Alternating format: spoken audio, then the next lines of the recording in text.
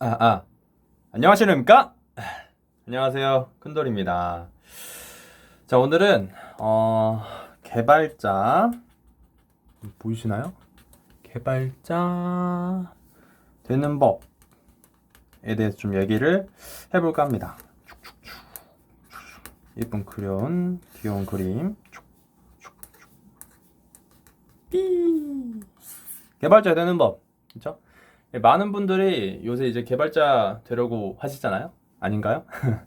그러니까 막 다니던 회사 퇴사하기도 하고 뭐 나는 이제 약간 좀 하드웨어 쪽에 있다가 소프트웨어 쪽으로 뭔가 좀 배우고 싶다 이렇게 해가지고 개발자 되시는 분들이 많은데 제가 오늘 사실은 그 예전에 제가 이제 그냥 약간 좀 알던 분이 갑자기 저한테 상담을 요청해서 상담을 하는데 뭐 어떤 회사를 퇴사하고 그리고 뭐 개발자가 되고 싶어서 바로 부트캠프를 한다는 거예요. 이게 사실 부트캠프가 엄청 비싸잖아요. 저는 깜짝 놀랐는데 이렇게 비쌀 줄 몰랐거든요. 뭐 한 300, 뭐 비싼 데는 1000만 원, 뭐 물론 국비 지원도 있긴 하지만 너무 비싼 거예요. 그래서 이거를 바로 한다고 해서 좀 우아해가지고 이거를 좀 영상으로 찍어서 좀 알려드려야겠다라고 생각을 해서 영상을 찍게 됐고요.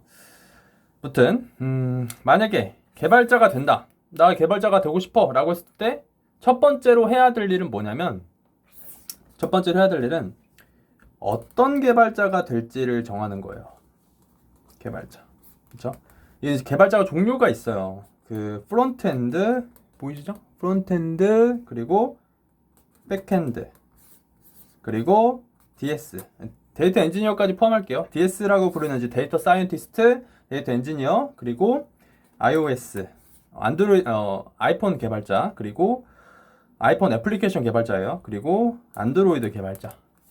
이렇게 있는데 사실 이제 이 프론트 엔드라고 했을 때는 보통 웹을 가리키고요. 이제 사실 근데 포괄적인 의미로는 프론트 엔드 개발자에다가 이제 iOS랑 안드로이드가 다 들어가 있는 거고 조금 더 포괄적인 의미로는 뭐 백엔드에다가 뭐 DS가 들어가긴 하는데 보통 이렇게 5개로 나눈다고 생각을 하시면 되고요. 자, 이러한 종류의 개발자가 있습니다. 개발자가 있는데 여기서 어떤 걸 해야 되냐 좀 설명을 하자면은 자, 제가 그 일단은 프론트엔드 일단은 이렇게 할게요. 자, 이렇게 화면이 있어요. 이렇게 저희가 보이는 이런 어떤 잘 보이시나요? 이런 모니터 화면을 저희가 보고 있죠. 그렇죠? 자, 이 화면을 담당하는 분, 저희가 어떤 그 뭐지? 모바일로 어떤 앱을 통해서 어떤 화면을 보거나 아니면은 뭐 컴퓨터로 이렇게 보거나 뭐 웹을 통해서나 아니면 앱을 통해서 보는 이 화면 부분이 바로 프론트엔드 iOS. 만약에 아이폰 애플리케이션 하면 iOS고 그리고 안드로이드 어플리케이션 하면 안드로이드. 이렇게 세 가지가 있는 거예요. 그럼 이제 이 뒷단에 그러니까 이 화면이 사실은 어떠한 컴퓨터 서버에서부터 나와가지고 이렇게 보여지는 거거든요. 그럼 이 서버를 책임지는 부분, 이 서버를 책임지는 부분이 바로 백엔드입니다. 백엔드. 그쵸? 그리고 사실은 이제 보통 요새 그 기업들은 대부분 다 인공지능이 적용이 되어 있거든요. 여러분들이 흔히 쓰는 네이버 쇼핑 같은 경우도 그 인공지능 다 이용해가지고 필터링 돼가지고 추천 서비스나 그런 게 다 적용돼서 이렇게 화면으로 뿌려지는 거예요. 그래서 이 뒷단에는 또, 그 뭐지, ML, 그러니까 머신러닝 쪽, 그러니까 제가 아까 말씀드린 DS, 데이터 사이언티스트나 데이터 엔지니어가 이렇게 들어가 있는 거예요. 그렇죠? 사실 백엔드라는 부분이 백엔드는 이제 흔히 서버 그리고 데이터베이스 이 두 가지를 담당을 하는데 이 데이터베이스도 사실은 조금 더 깊게 들어가면 뭐 DBA 아니면 하둡 이런 빅데이터를 담당하는 뭐 HDFS 담당하는 그런 이렇게 조금 더 이렇게 깊게 들어가긴 하는데 그냥 통칭해서 백엔드라고 할게요. 아무튼 이렇게 이런 식으로 되어 있는 거예요. 앞단에는 프론트엔드, iOS, 안드로이드 그리고 뒷단에는 백엔드, 뭐 DS 이렇게 되는 거죠. 자, 그러면 어떤 개발자가 돼야 될까? 선생님 뭐가 제일 연봉이 높나요? 라고 했을 때는 DS가 가장 높죠. 이건 뭐 거의 100%예요. 데이터 엔지니어, 그러니까 인공지능을 다루는 쪽이 높아요. 근데 이거는 좀 되기가 힘들어요. 보통은 이 ML 쪽은요 석사학위 이상을 뽑아요. 석사학위 이상을 뽑고 제가 알기로는 이제 네이버 랩스에 만약에 들어가려면은 SCI급 논문은 하나 정도는 있어야 된다라고 알고 있고요. 무튼 좀 가방끈이 길어야 된다라는 거죠. 그래서 석사 이상이어야 되고, 뭐 요새 이제 캑을 되게 유행하잖아요. 캑을해서 어느 정도 수상 경력이 있으면 그걸 인정해 주긴 하는데, 그래도 힘들다. 그러니까 캑을에서 이제 캑을 노트북은 잘 안 쳐주고요. 캑을 만약에 쳐줄 거면 컴페티션으로 들어가야 되는데, 이게 뭐냐면은 세계 인공지능 대회라고 보시면 돼요. 그러니까 석사학위를 따든가 아니면은 이런 인공지능 대회에서 뭐 금메달, 은메달, 동메달을 따는 건데, 조금 이런 것들보다는 난이도가 좀 힘들긴 하죠. 그래서 이게 사실 연봉이 가장 높은데, 이걸 하는 건 좀 힘들고, 일단 만약에 처음 개발자를 하고 싶다라고 했을 때는 이걸 추천드리지는 않고요. 보통은 이 4개 중에서 저는 하는 거를 추천을 드려요. 네. 이 4개 중에서 하는 걸 추천을 드리고, 이 4개 중에서 하는 것 중에서는 저는 다 괜찮다라고 생각을 해요. 연봉도 사실 도찐개찐이라고 생각을 하고, 여기 중에서 그냥 하고 싶은 거, 내가 조금 더 재밌어 할 만한 것들을 선택하시면 됩니다. 왜 그러냐면, 그러니까 프론트엔드만 한다고 해서 평생 프론트엔드만 할 것 같아요? 전혀 아니거든요. 저 네이버 들어갔을 때 뭐 했냐면은 프론트엔드랑 백엔드랑 다 했어요. 프론트엔드는 리액트, 그리고 타입스크립트, 리덕스 이거 했고요. 백엔드 기술로는 뭐 자바, 당연히 자바 들어가고, 스프링, JPA, 스프링 시큐리티, 스프링 뭐 하나 있었는데, 아무튼 이런 식으로 조금 더 백엔드에서도 좀 난이도가 높은 그런 것들을 좀 이렇게 다 같이 다뤘는데, 이게 저만 그런 게 아니라 제 주위에 이제 백엔드 개발자, NHN에 다니시는 백엔드 개발자가 있는데, 그분은 지금 리액트랑 뷰 하고 있거든요. 그러니까 여러분들도 처음에 만약에 내가 뭐 이런 것들을 선택한다, 나는 프론트엔드만 할 거야, iOS만 할 거야, 안드로이드만 할 거야 라고 해서 절대 그렇게 되는 게 없습니다. 회사에서는 어차피 다 시키게 됩니다. 다 시키게 되고, 뭐 물론 백엔드만 주구장창 할 수도 있지만 그렇지 않은 경우가 많다라는 겁니다. 그래서 어차피 나중에는 다 하시게 될 거니까 그냥 처음에는 재밌는 거 선택한다고 생각을 해요. 진짜 나는 연봉 높게 한번 가보고 싶다. 그러면은 방법이 하나 있어요. 뭐냐면은 미국의 그 데이터 사이언티스트 관련한 석사를 받으시고요. 그 다음에 미국 기업을 가시면 돼요. 그러면 진짜 연봉은 무조건 1억 이상은 받아요. 네, 이건 확실하고요. 근데 사실 이게 좀 힘들기 때문에 이건 좀 비추하고요. 일단은 저는 이 4가지 중에 하는 거를 선택을 드리고, 4가지 중에서 가장 뭐랄까 재미있는 거. 빵긋빵긋. 응? 얼마나 좋아. 프로그래밍 하면서 또 재밌게 하는 거야. 개 재밌어 하면서 이렇게 하는 거죠. 그렇죠? 그러니까 약간 각각의 그런 뭐랄까 재밌는 점이 좀 다르겠네요. 프론트엔드는 그 유저들의 반응을 되게 조금 더 빠르게 받을 수가 있거든요. 그러니까 사람들이 내가 만들어낸 그 화면을 보고 뭐 피드백이나 이런 거를 즉각적으로 반영을 할 수가 있고, 백엔드는 그 안에서 약간 로직을 조금 더 효율적으로 짜고 뭔가를 하는 게 좀 되게 좀 재밌기도 해요. 그러니까 이 백엔드가 사실은, 그러니까 요새 추세가 어떻게 되냐면은 뭐 예전에도 물론 그랬지만 프론트엔드에서는 보통은 이런 복잡한 로직이 잘 안 들어가요. 막 복잡한 로직이 안 들어가. 왜냐면은 그러한 부분은 백엔드에서 처리를 하고, 그래서 이렇게 프론트엔드로 화면만 이렇게 데이터만 이렇게 보내가지고 프론트엔드에서는 화면을 이렇게 표출하는 것만 하거든요.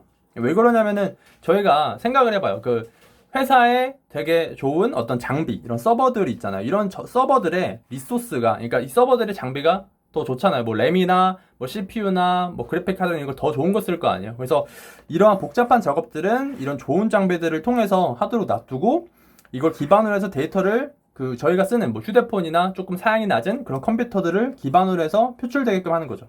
그렇기 때문에 이제 백엔드는 좀 복잡한 로직이나 뭐 알고리즘을 내가 좀 잘한다, 난 알고리즘에 강점이 있어 라고 하면은 저는 백엔드를 추천을 하고, 나는 뭔가 화면을 조금 디자인 감각도 되고 난 뭔가 좀 미적 감각이 있는 것 같아 라고 하면은 저는 뭐 프론트엔드 괜찮다고 생각을 하고요.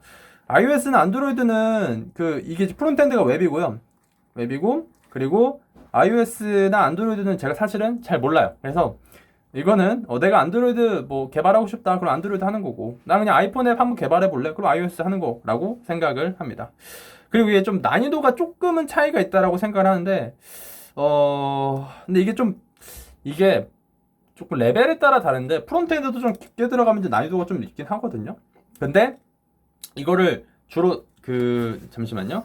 자, 주로 하는 언어가 있잖아. 그러니까 프론트엔드는 대표적인 언어가 자바스크립트, 타입스크립트죠. 그쵸? 자, iOS는 뭐예요? iOS는 뭐 오브젝트 C도 있지만 그냥 스위프트라고 할게요. 스위프트가 있고, 안드로이드는 뭐예요? 뭐 코틀린이나 자바 이렇게 있겠죠. 그쵸? 자, 백엔드는 뭐예요? 백엔드는 자바 이렇게 되겠죠. 그쵸? 근데 이 언어만 딱 봤을 때 프론트엔드가 조금 더 쉽긴 해요. 그렇죠? 조금 더 쉽긴 하다. 뭐 이런 거는 좀 알아두시면 좋고, 자, 그러면 이렇게 어떠한 개발자가 될지를 정했어요. 자, 그러면은 뭘 해야 될까? 여기서 바로 부트캠프를 간다? 저는 비추합니다. 그러니까 여러분, 그러한 심리를 가질 수가 있어요. 나는 지금 회사를 퇴사를 했고, 빠르게 지금 취직을 하고 싶다. 6개월 정도 기간을 잡고, 나는 6개월 정도 기간을 잡고, 보이시죠? 6개월 정도 기간을 잡고, 나는 뭔가 성과를 내고 싶으니까 부트캠프라는 빠른 수단을 이용할래 라고 이렇게 해서 바로 부트캠프로 가시는 경우가 있어요.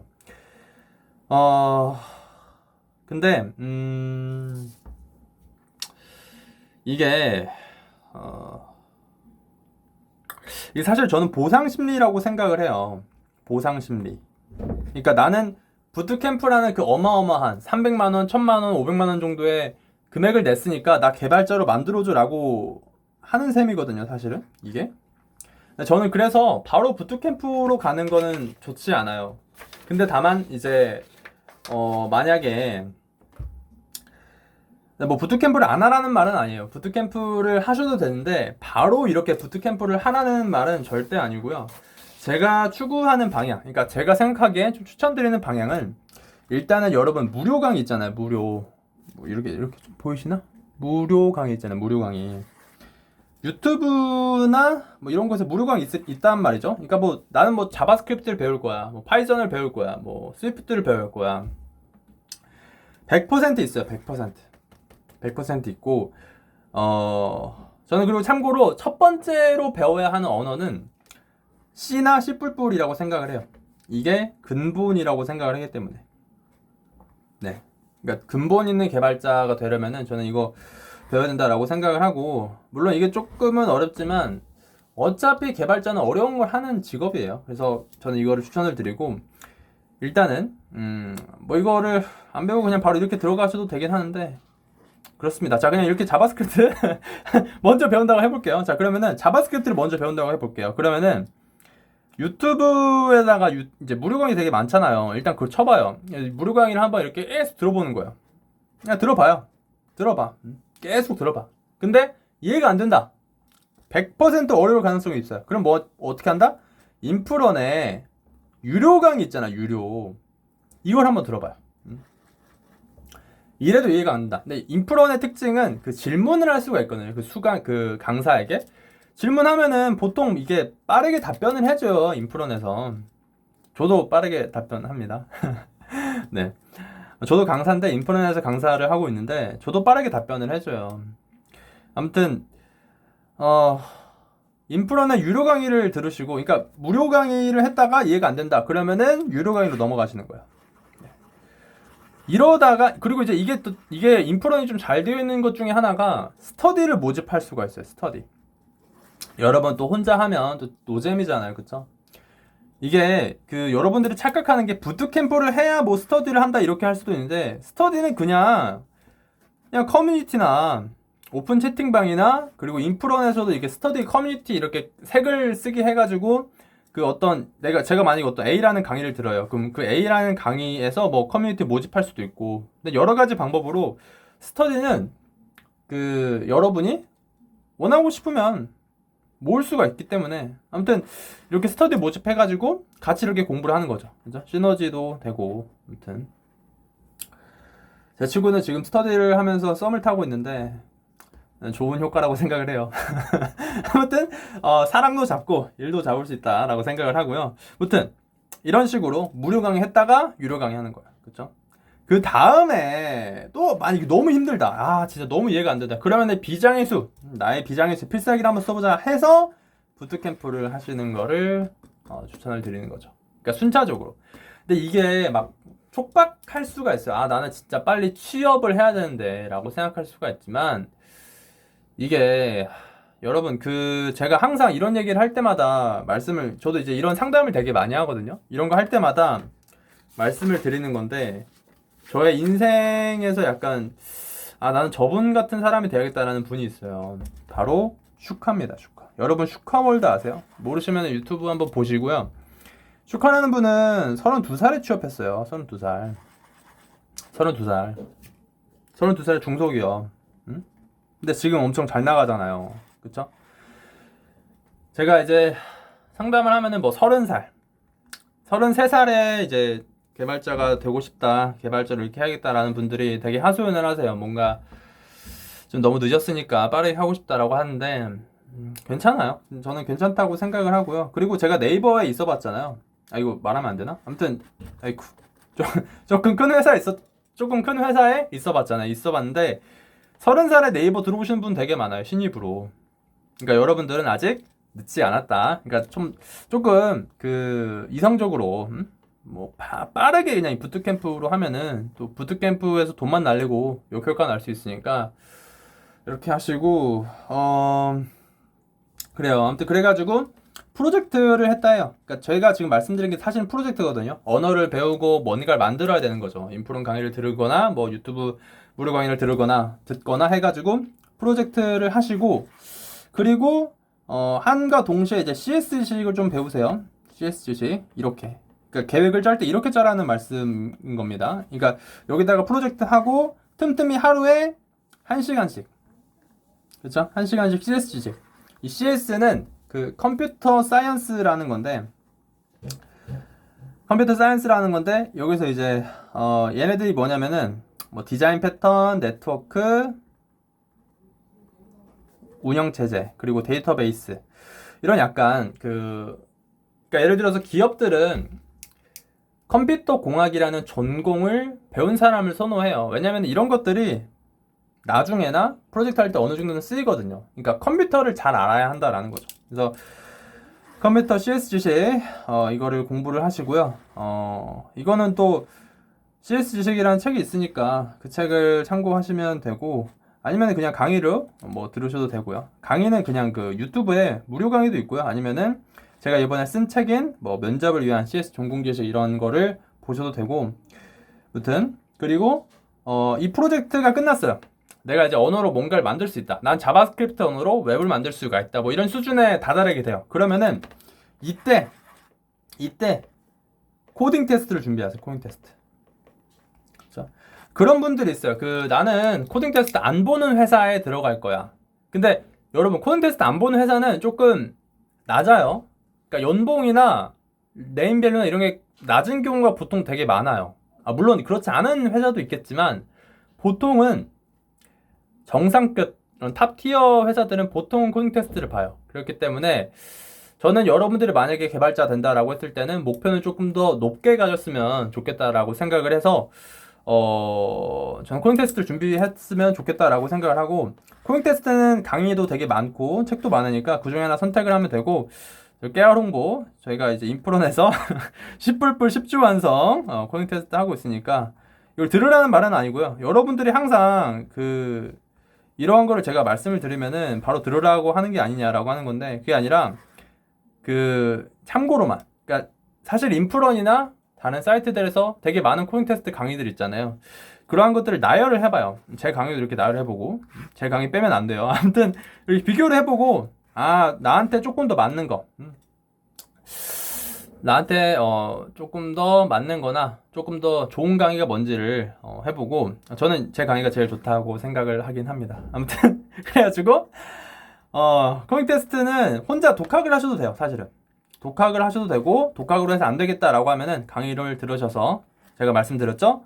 이렇게 나열해 놓고 나한테 가장 맞는 강의 가장 좋을 만한 실력이 좋을 만한 강의는 무엇인가 해서 선택을 해서 들으셔도 되고 아무튼 이렇게 해가지고 어떻게 프로젝트 언어랑 이렇게 해가지고 어떤 언어를 기반으로 해서 뭐 앱을 만들거나 웹을 만들거나 뭐 서버를 만들거나 데이터베이스를 구축을 하거나 뭐 이런 것들을 하는 거죠. 그리고 그와 동시에 이제 CS 지식 컴퓨터 사이언스 지식 하루에 1시간에서 한 30분에서 1시간 정도 꾸준히 이렇게 하시고 코딩 테스트 준비해서 보통 한 6개월에서 8개월 정도면은 저는 충분히 가능할 거다라고 생각을 해요.